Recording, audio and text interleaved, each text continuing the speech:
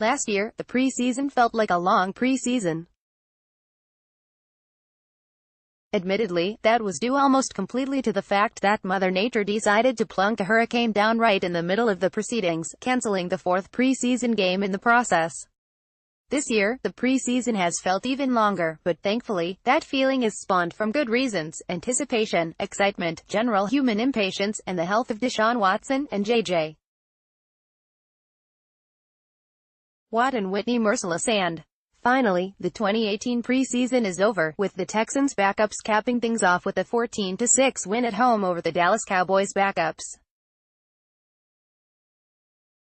With guys fighting for their NFL lives, there were certainly winners and losers, so let's run through them quickly. Winners for Greg Manche. Prior to the game last night, the Texans sent out a press release announcing that they had signed Greg Manche to a 2-year contract extension, making him a Texan through the 2020 season.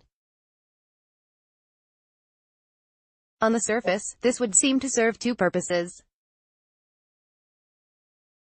First, for the next couple seasons, this secures some valuable interior line depth, as the starters at guard and center are all under contract through at least 2019, if not 2020 or 2021.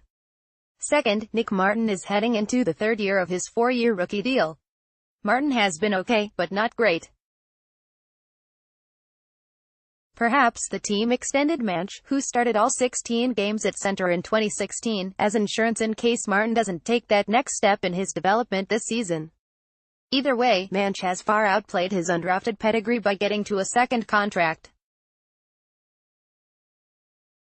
3. Shane Lechler. I will admit, as I was cobbling together the rough draft of this post during the game, I had Trevor Daniel's name in here.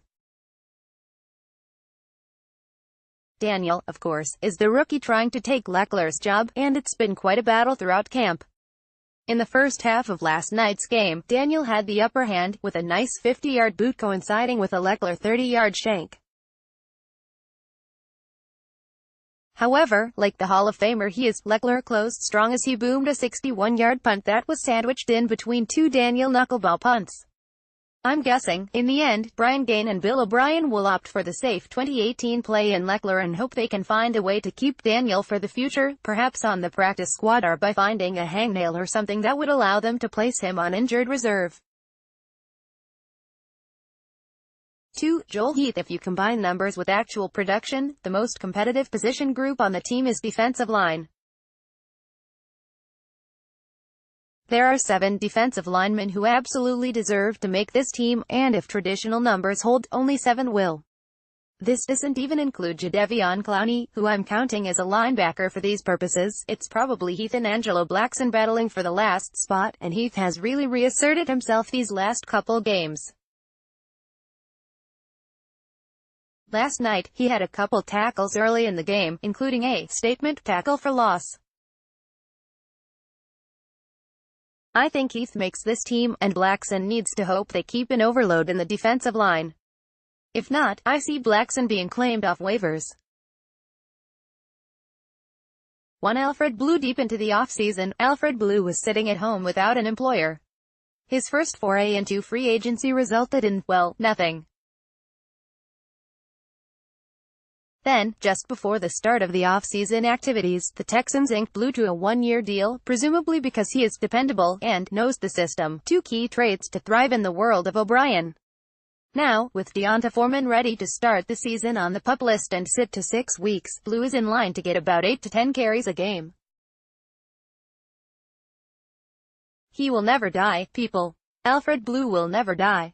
Losers. 4. Kendall Lamb. In the battle for a backup offensive tackle spot, Lamb had actually been showing well in the 2 most recent games, and in general, he looked more capable throughout training camp this season than last year, when he was anointed the starter, and quickly gave up what felt like 30 sacks to the Jaguars in Week 1.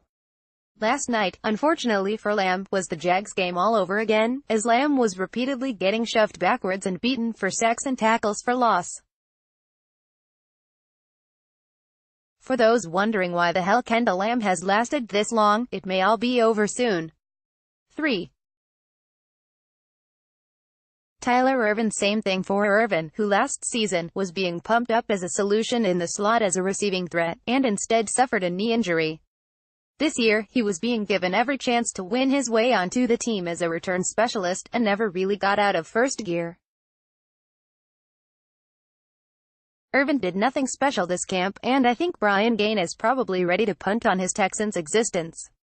2. Steven Anderson. The tight end position is one that has seemed sewn up for virtually the entirety of this preseason. Ryan Griffin was always a lock to start on this team, and the two rookie Jordans, Akins and Thomas, have done more than enough to warrant their making the 53-man roster. If this team was going to keep a fourth tight end, that fourth tight end would have to do something pretty noteworthy. Since he'd been on the team doing fairly unremarkable things over the last couple seasons, everyone assumed Steven Anderson would find a spot on the roster. However, at this point, Michael Pruitt and Matt Lengel have been more involved as reserve tight ends than Anderson, who's disappeared since the start of camp.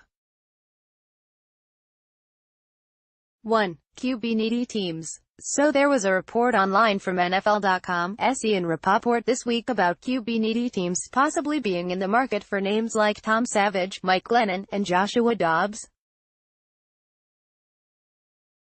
If you're in any sort of market where the product that you're seeking is Tom Savage or Mike Glennon, you are in a horrible way, and I will pray for you and your team.